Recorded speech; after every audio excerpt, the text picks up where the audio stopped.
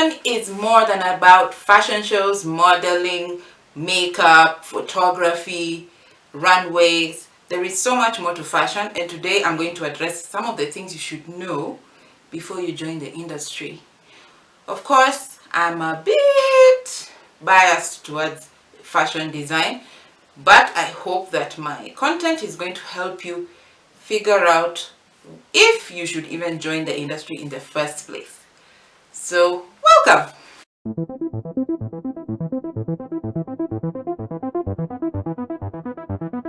Happy new month! It's April. I can't believe we've already finished one quarter of the year. It's really moving fast. So before I begin, I hope you've caught up with my corset series. I worked very hard on them. So I thank you for everyone who's keeping up. I know some of the videos are very long, but I really wanted to be thorough. I really wanted the information to be very accessible. Corset information tends to be all over the place.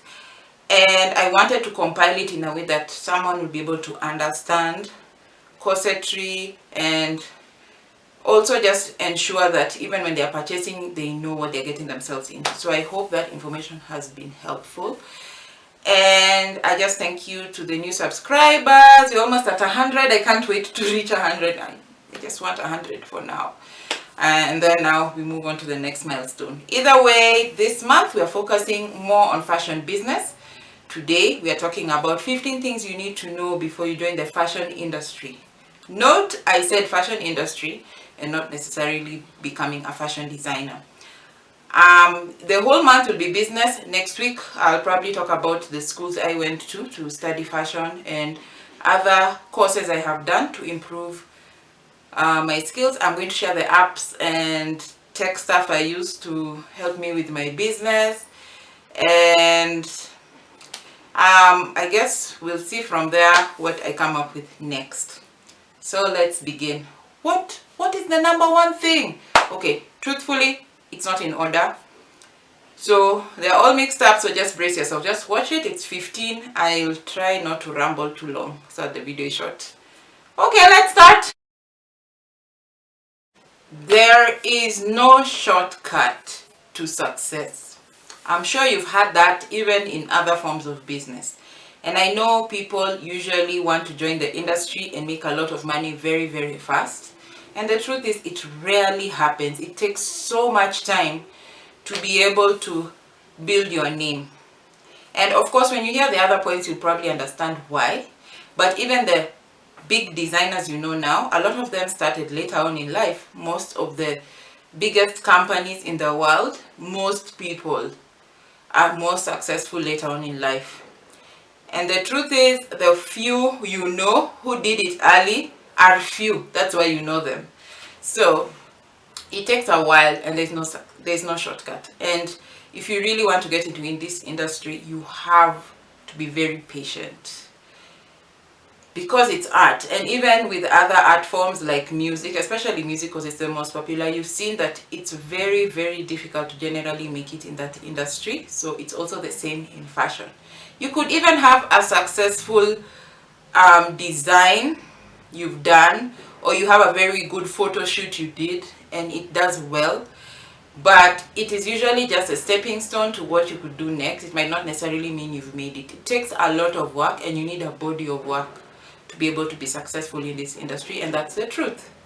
So I guess my advice would be start early. If you have to start create early. If it's videos you're doing, start making your videos early enough, whether it's with your phone, whatever it is. If you want to start sewing, start with your hand sewing and all that. That's how I started. I actually started with hand sewing. I just used to borrow my mom's supplies, but that's how I started. Everyone starts from somewhere, so the point is just start and practice. Put in those years, whether it's physical years where you're growing up doing this thing, or inexperience. So that's the first thing.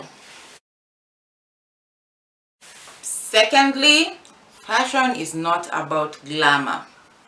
Fashion is a business. No matter what segment of the industry you are in, you have to be able to make money to survive. So the truth is, the glamour is probably what draws in someone to want to do it. It always looks very nice and shiny. The truth is, for people like me who design and are in the industry, we don't enjoy that glamour. That glamour is for you, the audience. Most of the time, even in a photo shoot, we are stressed, we are tired, something doesn't fit, a zip broke, someone didn't show up on time, there is no food, people are tired, it's getting dark, it's raining, there's too much noise on set. There are so many things that happen. And for making stuff, machines break down, deadlines, like, it's a lot. It's not about glamour. Glamour is marketing. That's what I can tell you. So don't be drawn in with the glamour. It's not real for you in the industry. It's real for the consumer, but not for you. No. There is this question people are usually asked when they're in the creative industry. What inspires you?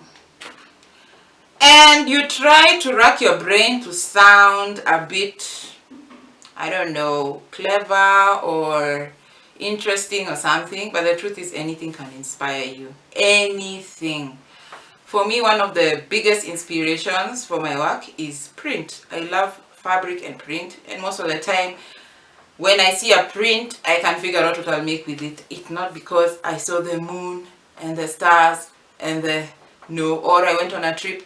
All those can still inspire you, but for me it's very different. So the truth is anything can inspire you. So don't let yourself be boxed in. You have to sound a certain way to be inspired, or you have to be inspired by your culture. You can be inspired by a totally different culture. That's not a problem. So I can say honestly, as an African designer to other African designers, don't put yourself in a box.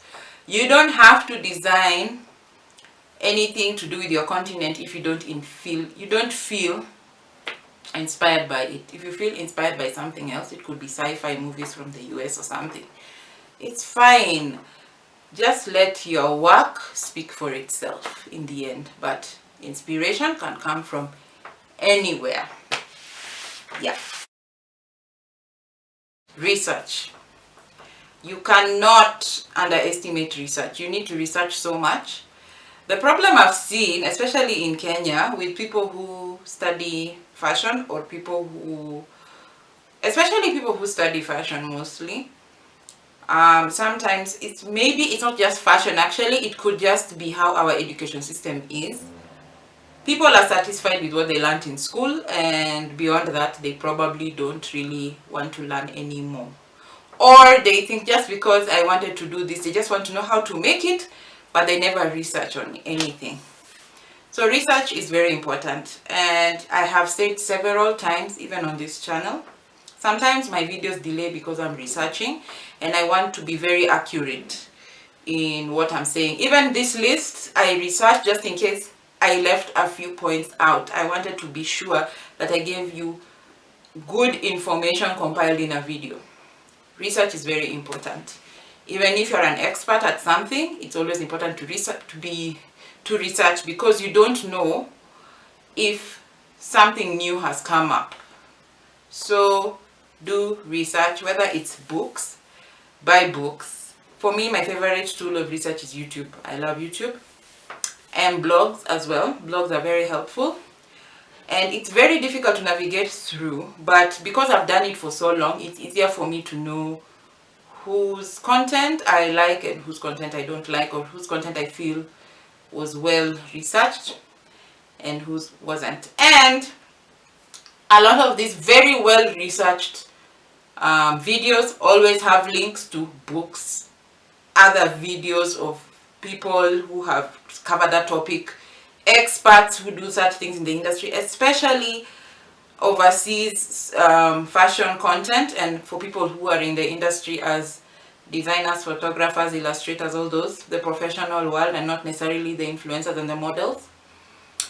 Yeah, their content is very insightful, and especially for fashion business, because the content I have found for designers, very few designers will touch on business or fashion, and very few designers, even if they do touch on it, will touch on it just a small segment. Most of their content is tutorials on how to make things. So anyway, I've said it before, that's the reason why my YouTube channel is strictly information based. I am completely avoiding doing tutorials because that's what you're all used to, and you have to learn how to do research. This can be one of your research videos. So just as a point, in case you do want me to cover a certain topic, I've already planned most of the topics I'll do for this year. I think I've actually planned all of them. But if you want me to talk about a certain topic and you want, I can even remove one of the topics I've already planned and put yours. If you feel too shy to write in the description, you can email me. My email address is in my description box always, so just thought to point that out. Research. Be passionate. If you're not passionate about what you're doing, whether it's making clothes or taking photos or modeling or whatever, then I don't know if you'll make it. The truth is that fashion is in the art sector basically, and you know how the art sector is. It can be very difficult. You make money, especially in Kenya where the industry is not as established as the West. It can be very seasonal in when you make money. So if you're not passionate about fashion, you will be very discouraged most of the time. It can be very emotional and it can be very, very difficult. So be passionate. If you're not passionate about fashion, don't get into the industry. It's just the fair way. I know there are people who get into this industry. I've met enough people who do it for business. They want to make money, especially people who are getting into corporate wear and all that.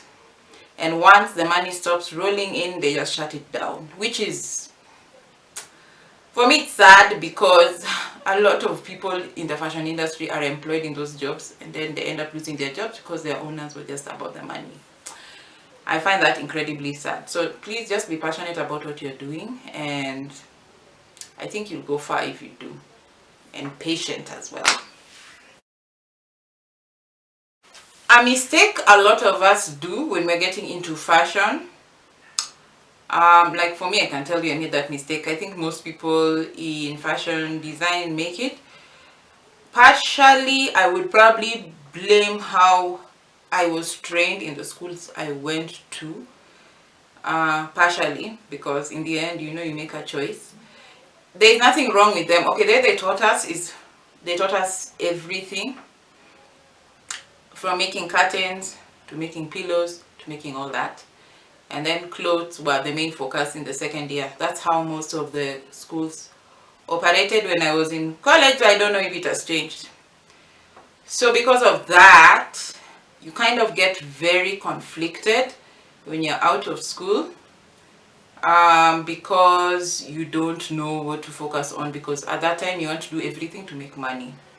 So my point is, have a niche, have a value proposition. What problem are you solving? It's the very first point I made. What problem are you solving? Why do you need to make a new duvet? Why do you need to make that dress? I know sometimes it's very difficult to figure out what problem you're solving or what your niche is. That's the point of practicing, and that's the point of experimenting.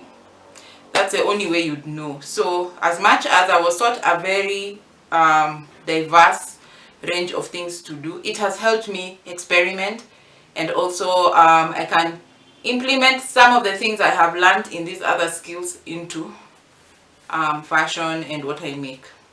So it's not really lost, but I think the problem is it can really confuse someone, because I think in the West you're really taught to focus on exactly what you're doing, and because you get into the school with your portfolio, so there's already a culture there of knowing exactly which niche you want to get into, which is opposite here. It's like you make clothes, so that means you could make trousers, jackets, everything, and that's not the truth. I'm sorry. Yeah, so just know your niche, and sometimes you have to even narrow down your niche even more. And sometimes it's hard. Sometimes it's hard not because of money, but because you love everything. And being a creative, sometimes that can be so difficult to let go of your another baby so that you can focus on this baby. The struggle is real. So have a niche, have your unique value proposition, and push that and make it in your fashion business. And I'm not going to lie and say that I figured it out. I have not. Trust me, I'm still trying to let go of a lot of babies. I have 3 brands. It tells you a lot. Yeah, so have a niche. Be a good observer. As a creative, you have to be very observant of what's around you, because sometimes that observation is what will draw inspiration. So observe. Some of the things I would observe, I'll tell you the truth, is I notice a lot of small details on people's clothes. Generally, there are some clothes I'll be like, now that's a well-made dress, and there's some like, that's an ill-fitting jacket. I notice a lot. I observe a lot. Apart from clothes, another thing that really catches my eye is anything very artistic or anything that has been done in a very clever way. It doesn't even have to be in the art, it can even be in the science.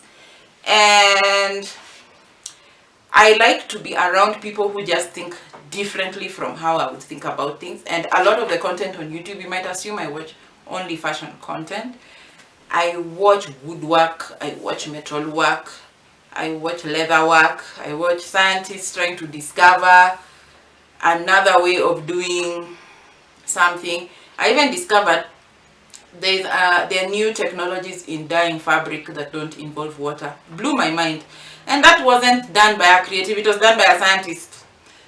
So most of the time, yes, I will dwell on the creative aspect. I even watch things on how to edit videos, of course, because I am on YouTube. I'm learning about animation. I learn all sorts of things, anything that would interest me. Generally, it has to be very creative. So if it's boring, my fashion, what I think is boring, I probably won't watch it. So even how it's put across, sometimes I'll watch a video, it could be based on anything, but I'll be glued on it, like cooking. It could be because of just how it was edited and not necessarily because of the recipe, because why lie, some of those ingredients are hard to come by. But I watch different things for different reasons. And even when I go out, I try to notice new things, different things, and I get ideas from a diverse range of things. And even what people say, even stories people say, I would get a whole idea out of it. So be observant. It's a very, very good gift. And if you have a notebook, write it down. I have had the habit of writing down notes on my phone these days because, I don't know, carrying a notebook has become hard. But I used to carry a notebook all the time and write things down. So be observant. Another thing is be ready to explore other sectors within the fashion industry. You don't have to be a designer. Not everybody is a designer. I have met so many people who think they should get into fashion because people like how they dress. The truth is that maybe you have more of a gift styling than making clothes. Making clothes is hard, trust me. And the truth is just because you've made it, the bubble I will burst is that you will not make what you want. So if you think that because you dress a certain way and you're going to make those kind of clothes and people will buy, people might like it on you, not necessarily on them. So be open. There's so many career options in the fashion industry. I am going to touch more on that in December. I think it's going to be my vlogmas on careers in the fashion industry. And yeah, so just be open. There are very many options in the fashion industry. There are actually so many gaps on this continent because everybody thinks that fashion has to do with designing, and there is so much more than just designing. So think about that. So this one, it's very closely tied to knowing your niche. Put in your personality in your work. The point of putting in your personality, apart from it being a niche. Example for me, I I make corsets. I'm not the only one in the world who makes corsets, but how will you be able to tell this is my corset versus someone else? I have to put in my personality, something that makes it me, kind of. That is commercial. It's such a it's a whole thing, because people still have to like it, because you're trying, as I said, it's a business, you're trying to sell this thing. So put your personality in it. It's reached a point where there are so many photographers I follow, and I can tell which work is for which photographer. And it's not because that photographer is better than the other photographer. They just have different styles, and they have a way they do their thing. They have a personality towards how they do things. So it's still very tied to your niche. So do put in your personality, because let's say you have 5 photographers who all like doing black and white portraits. There is always a difference between each of those photographers, because there's something they put that is them, that's a signature to them, that's what they like. So don't be afraid to do something that makes something more you. So it's also part of being observant. Check out, just try and follow, just try and even check the people you follow, whether they are influencers or photographers or artists or whatever. You'll notice that there's something unique, even if they all do kind of the same thing. Check. This is important, networking. I know there's a lot of solo, let me say lone rangers out there in the fashion industry. And the main reason why some of them are lone rangers is because they're afraid maybe their work will be copied, or they don't want people to know what their secrets are and everything like that. You don't really have to give your trade secrets. But the truth is that once you meet people who are in your industry, there are very many questions that go back and forth about work process and everything. Networking is very key in this industry to survive. You have to know the people in the industry. One, just to know opportunities we share amongst each other. Also, advancements in the industry.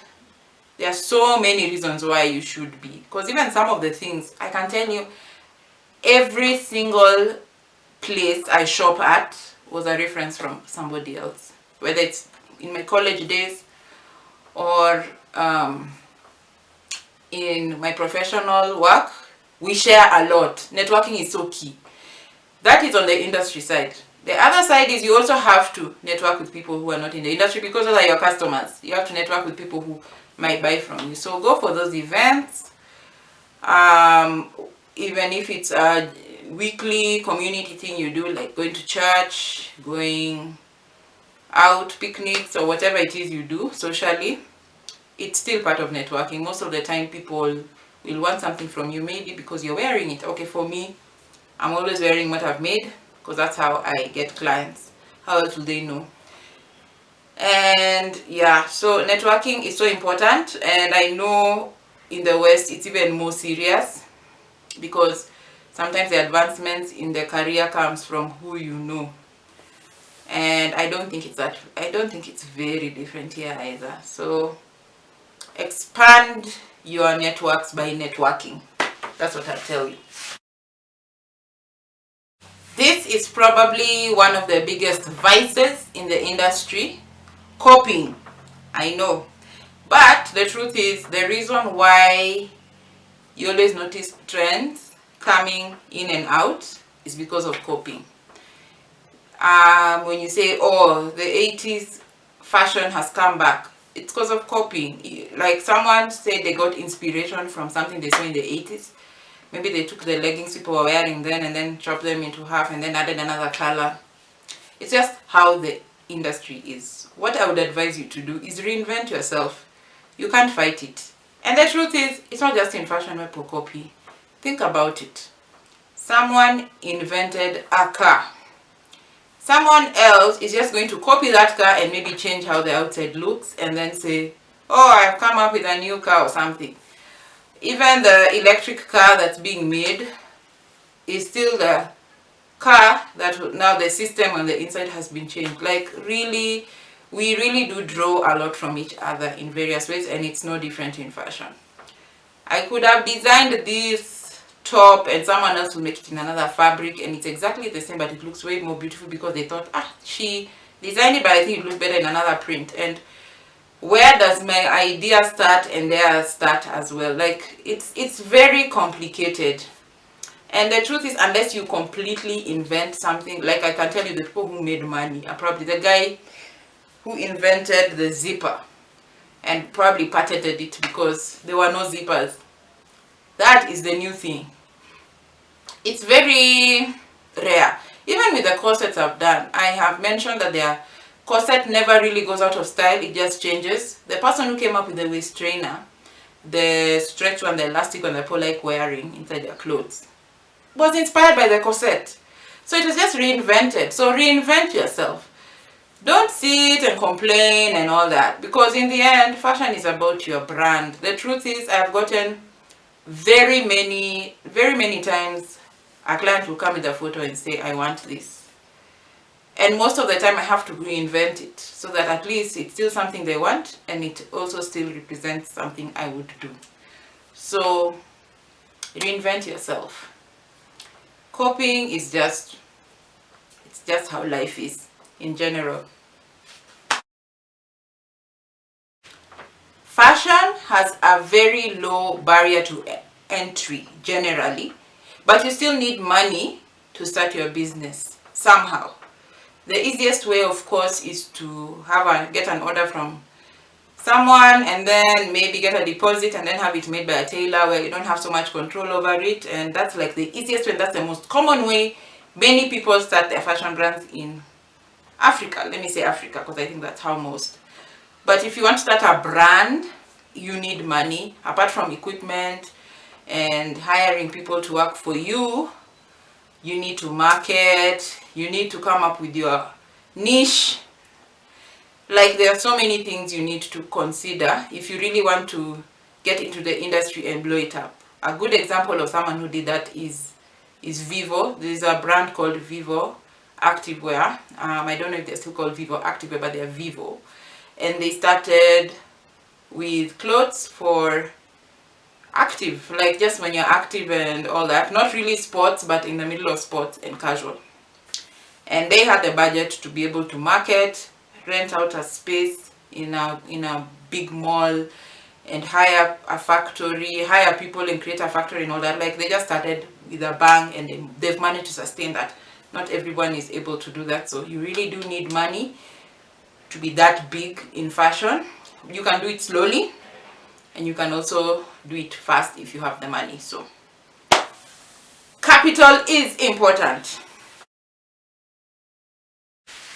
The true business of fashion is not on the runway, and it's not the glam.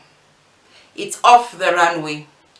How many clothes you sell after that big event, and how many clothes you sell after that big photo shoot campaign you spent your money on, and all the marketing techniques you've used, that is the real business of fashion. That is when you know if you're making money, and that's when you know if you're being successful.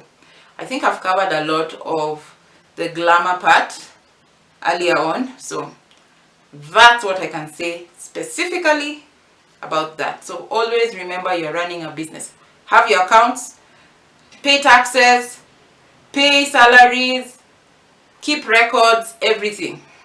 Very important. I'll touch more on that probably next week, but one. Yes. So it's a business. Another thing about fashion is that your lifestyle will change. It might not feel like it would, but it actually will. The more successful you are, the more it even gets crazier. There's always a tight deadline. There are always so many bills to pay. You're always being overworked. Like, it's just a whole lifestyle change. And you'll find that a lot of your money will be spent on supplies. You're always buying supplies. Like, always, even when you don't have work, you're buying supplies. The reason why you'd continue buying supplies is because you need to experiment. The main problem you would ever face as a person in the creative industry is that you don't give yourself time to learn something new and to experiment so that you can be able to grow. You can't keep staying in the same level. Even if you're making a lot of money, you always have to reinvent yourself, or you'll be stuck and left behind. Fashion moves very fast, whether it's how you take photos or how you model or the type of models you're using. Even for your photo campaign right now, use all sorts of people. Fashion is becoming more gender neutral, so if you decide you're only still making for one gender, you have to try and see how it will fit in with what the world, where the world is going. Like, there's so much all the time, so you're always also just working and trying to keep up, so your life completely changes. And don't forget that you're also busy observing, busy researching and all that, so it even the way you think changes completely. I can tell you that has affected me a lot. Even when I watch shows, I will notice more the clothes that went into it. I will probably research on who dressed these people, what the inspiration was, what they were thinking, and all that. So you always have to keep, you're always at it. So yeah, that's what I'd say. Lastly, understand what your values are. You have to have values to run your business in this industry. This industry can be very, very vain. Very. We have some certain beauty standards that have ruled the industry for a very long time, that have made people be left out, whether you're plus size, whether you're dark skinned, whether your hair is straight or curly, whether you're male or female. This industry has a lot of biases. So just have your values and stick by them. Another thing is, this industry pollutes a lot. We are number 2 in the world after oil. It pollutes a lot. That should also be considered in your values. The kind of fabrics you buy, the way you travel from place to place, the way you do your shoots, everything. You have to really, really, really consider the big picture. So sometimes, like right now, it's very important that you're sustainable. It's very important that you understand where your fabrics come from, which dyes were used and all that, especially in fashion. As I said at the beginning of this video, I'm going to focus more on what I really do, because that's what I really know. Making clothes, being a fashion designer, a lot of those things are really important. So just know your values and stick with them. Don't compromise on them because of money or anything like that. It will ruin your brand, and fashion has a way you can really pay for it later if you're not very, very careful. So just understand that from the very beginning. Know your values. And that's the end. This video is way longer than I expected it to be. Okay, than I planned it to be. I thought, 15, I'll do 1-minute sentences each. Lies. This is me. I ramble. So thank you for watching till the end. I hope you've learned something. If you have any questions or any new points, please write them in the comment section. I'd really appreciate any feedback you give me. If you think I'm wrong somewhere, let me know as well. If you think I'm 100% right or you agree with what I've said, also let me know. I appreciate all your feedback. Please like, share, subscribe. The drill, you know the drill. I think you hear this from all YouTubers, but I appreciate you watching this video. I went back to my horizontal. I wasn't sure you were going to appreciate my vertical frame. Anyway, I think this works for this episode because it's just me talking in front of the camera most of the time. So next week we will be talking about the courses I've done to get me to where I'm at. Yeah, both online, offline, I'll share. So I guess I'll see you next week.